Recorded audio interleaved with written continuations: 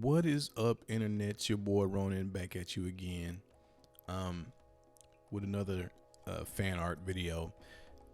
I want to do something a little different today. I've been itching to do a lot of video game stuff, so I just decided to just launch full into it.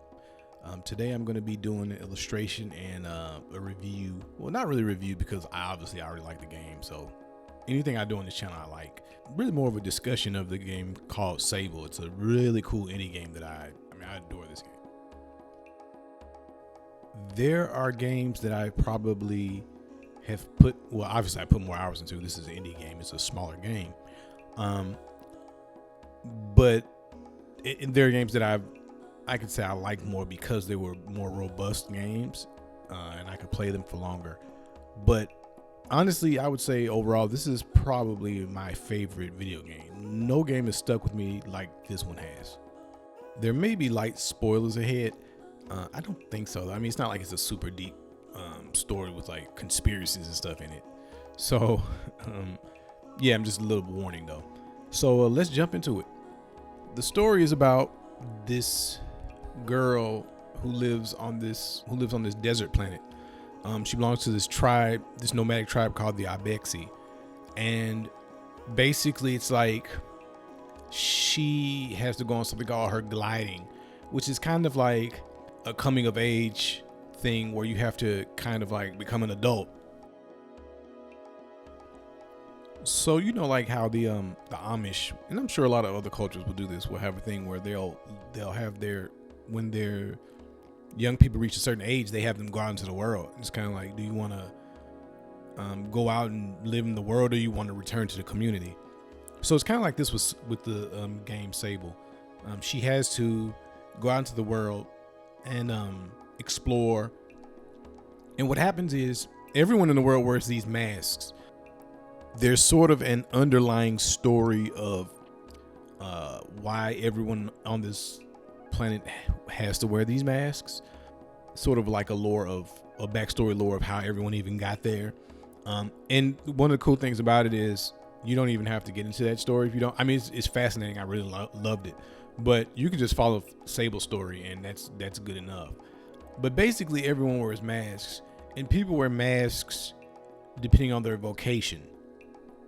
So there's people, I think they're called scrappers, and they go find old spaceships and they get all the scrap, and they sell it, and people repurpose the scrap to do things. There are climbers. These are people who climb around. I guess they explore. There are like cartographers. These are guys who map the regions. She does tasks and things and completes little quests, and then she gets a badge. And every quest is a quest related to one of the masks. There's a lot more masks than the three I named, but when she gets 3 badges, she can get a mask for that that job. And essentially what the goal of the game is to get all the masks of all the jobs, so that you have to make a decision at the end as to what you want to be. So Sable has a couple of tools at her disposal when she's doing this, when she's on her little, well, it's not little, it's kind of big really, on her journey. She has this kind of hover bike thing. She named it Simone. It's a delight to drive this thing when it works right. Like, I will get into some of the cons, but one of the cons is the frame rate's kind of bad. But when you're gliding over the sand dunes and the music's playing and it's just relaxing and smooth, I mean, it is just a delight. It reminds me a lot of how I played Red Dead Redemption 2, where I literally I don't use the fast travel function a lot. I like to go from place to place the old fashioned way. That's how much I like to travel in this game. She can also collect different parts for the bike. There's several different bikes you can make. You can have a different like chassis and different wings for the bike and things like that. I think there's 3 different parts for the bike. So it's like, you could have the chassis from one type of bike, but then you can have the wings from another type of bike, and you can have the propulsion system from another type of bike. and they all handle differently. They have different acceleration and handling and things like that. So, it's fun to try and collect all the bike parts and all the color schemes and things like that. But yeah, the bike is pretty cool. You can call the bike like like you call your horse or a dog or whatever, and it'll come to you. And also she can climb very much like very much has the system from like Breath of the Wild, the stamina system. So she can pretty much climb anything in the game. If there's any structure in the game, you can climb it, just depending on how much stamina you have. And also she has this thing called a gliding stone, which lets her, again from Breath of the Wild, how Link had the glider thing. She has this energy bubble that'll form around her. She can kind of glide across the sky, and depending on how high up she is, she can glide pretty far. Another cool thing I like about this game, there's no combat in this game, and there's no death. There's no fail state. She can't die. So if she falls off of a high enough peak or whatever, the bubble will form around her and she won't hit the ground. So she has her gliding stone and she has Simone. So one of the things that is obvious about the game is the art style. It's very beautiful. If you know anything about comics or art or anything, you will recognize this style. This is basically Mobius style. Mobius is Jean Giraud, the famous French comic book artist. They just took his style from like Nausicaa or whatever and went, hey, why don't we make a whole video game based off of this art style? So, and I'm not saying this to be reductive or anything or insult them, but it is Mobius style. That doesn't mean though that they don't have a lot of original designs in here and original art, but the style is very much a Mobius inspired style, but it's still beautiful. I love it. It is one of the most striking looking video games, and also a very smart decision for a small indie team. I mean, I believe it's really only 2 guys to figure out a really good style that could work for them with what they want to do.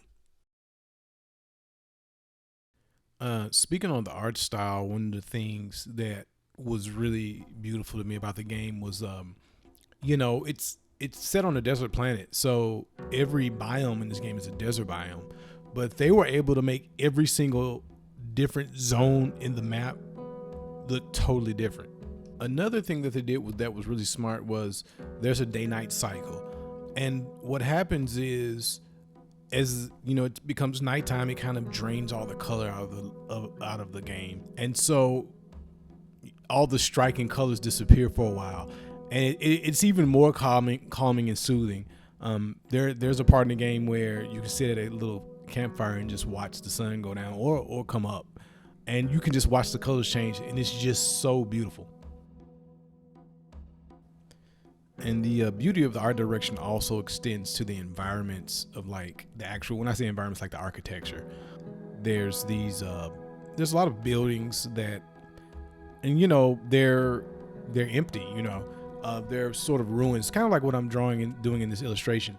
But there's not really, this illustration is kind of not right, because the ruins here are not super ruined, like to a ridiculous degree. Some of them look just kind of overgrown, and they're very still and quiet. It almost seems like they haven't been there for thousands of years. Maybe they've just been ruins for maybe a year or two. Like people could have just been there.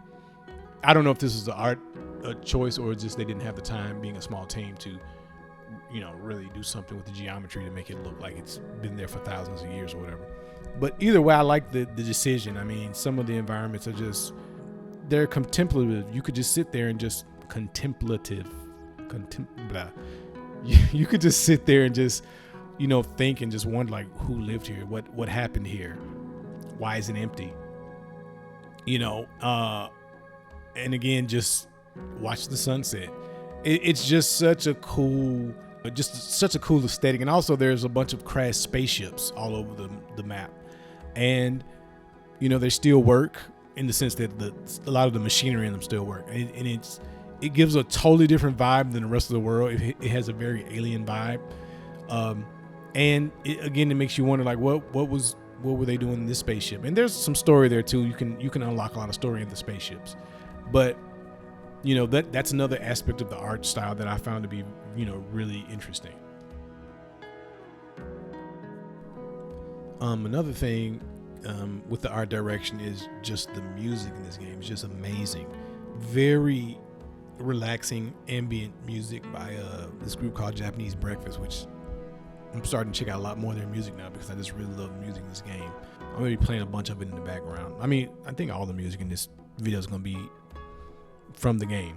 So, yeah, the music is just wonderful. It's super relaxing, and it puts you in that mood of thinking and just pondering just everything about the game, about the world, about what you're going to do, what choice are you going to make. And yeah, when you're cruising across those dunes and the music is just serenely playing and you can see, you know, the shadows growing longer, it's just an amazing experience. So another really cool thing about this game I want to talk about is, this is going to sound kind of nerdy or whatever, but there's this concept in video games called ludonarrative dissonance, which was coined by this I can't remember one of the developers, but he was critiquing BioShock. And basically, ludonarrative dissonance is a problem that you have in games, which virtually all games have it, where what you're doing in the game is not necessarily goes along with the story of the game. So, for instance, you have the story of a game, but you also have gameplay. Ultimately, a game is a game, so the gameplay has to be fun, regardless of what the story is. So they don't match. They don't necessarily go together. Like Red Dead Redemption, you're trying to, you know, go on the straight and narrow. You're trying to get your wife back from the feds. Why are you, you know, robbing banks and doing things and killing livestock or whatever? Like, it's fun to do that in the game, to be an outlaw, to have the law come after you, you know, but it doesn't go along with what the game is saying. Like, why would you go on a contest with this guy to collect herbs? Why are you going on collectathons with guys? I mean, for people, it doesn't make sense. You're an outlaw trying to get his wife back. Why are you collecting herbs for some random dude? So a lot of games have that. Or like, for instance, I guess you could say Max Payne doesn't have it. He's a hardboiled cop who kills a lot of people, and in the game you kill a lot of people. So Max Payne doesn't have that problem, but most video games do, because you have to have interesting and fun gameplay. So anyway, that was a long-winded way of saying this game doesn't have that. You are doing everything is in synthesis in this game. You're not doing a bunch of random things for the sake of doing random things. They work totally within the story. And the thing that was really cool about this game, and I guess maybe just because I liked it so much, was I very much felt like the character, which I never really do that. I never really do that as an artist myself. I don't ever fully get invested in anything in a story like that, because I'm always analyzing the story or the art or this or that. But because I liked the game so much and I didn't want it to end, I kind of almost felt like Sable, you know, out on her gliding, not wanting that part of her life to come to an end and having to make a decision and become an adult. It was kind of like, I felt like that way while I was playing the game. I was like, I don't want this game to end. This is so fun. I love this world so much. And oftentimes I was just, even though I had beaten the game, and I haven't collected every single thing in the game, but I've collected almost everything, I still would just play the game and go to different environments and different areas, knowing I'm probably not going to ever see anything new in it, but just kind of like wanting to prolong the feeling. So after all the unending praise for this game, I got to give a little bit of my thoughts on some of the negatives. Mainly, the main negative is the game does not have a great frame rate, especially when it first released. I played it, you know, I just have an Xbox One. I don't have the Series X. So when I get a new system, I'm probably going to buy it. I played it on Game Pass, but when I get a new system, I'm probably going to just buy it and see if it runs better. It runs a whole lot better than it used to, but it still kind of has a bad frame rate. It'll hit you up a lot of times when you're gliding, which can kind of ruin the experience. And also, the Simone can control kind of funny depending on what chassis. Certain chassis are not very stable. So a lot of, I won't say a ton of glitches, but a lot of stutter or, you know, just bad frame rate. Another thing about it that is super disappointing, but it's not disappointing because the game is necessarily terrible, because it was so terrible, but it's literally because the game was so good and I want there to be more of it. There's a lot of cut content that's kind of halfway left in the game, and it makes you go, oh, what's that? And it's actually not a thing, but you could tell it was gonna be a thing. And in some of the crashed spaceships, there would sometimes be doors with like red lights on them. And anybody knows in the video game, if a door has red lights, you're trying to get through that door, there would be doors that you just couldn't get through, and you'd sit there, bang your head against the wall, not knowing that, oh, that's just cut content. And there were a couple characters. There was a character I ran across that clearly this was going to be a thing, but they just didn't go anywhere. You can collect things like butterflies, different species of butterfly for no reason. That goes nowhere. There's no one to give them to. Some things like that. So it's not terrible. I mean, I wish they would just cut it out of the game altogether, because I like the game so much that I was like, I was almost like excited for this to be a thing, and it wasn't.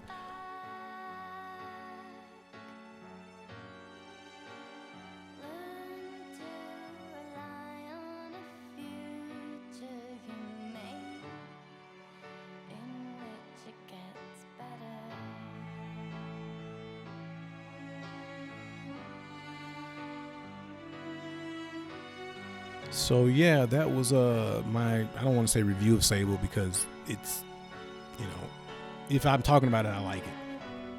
Really cool indie, Breath of the Wild style open world game. You should really check it out if you get the chance. So the drawing, I don't know, you can see me working on it. I wasn't gonna make it a vector drawing at first. I did it by hand and then on paper, and then I just didn't like it. My style of putting the thick lines around it, I felt like didn't really vibe with the style of the game. So I was just like, let me go back and just do vectors and just make it look like the graphics from the game. So yeah, that's my little fan art for Sable and my commentary on it. If you enjoyed it, please like, subscribe, comment. Check out my comic, The Heavy, link in the description below. Check out my Instagram and all that good stuff. And hope you have a good one, and I'll catch you in the next one. Peace.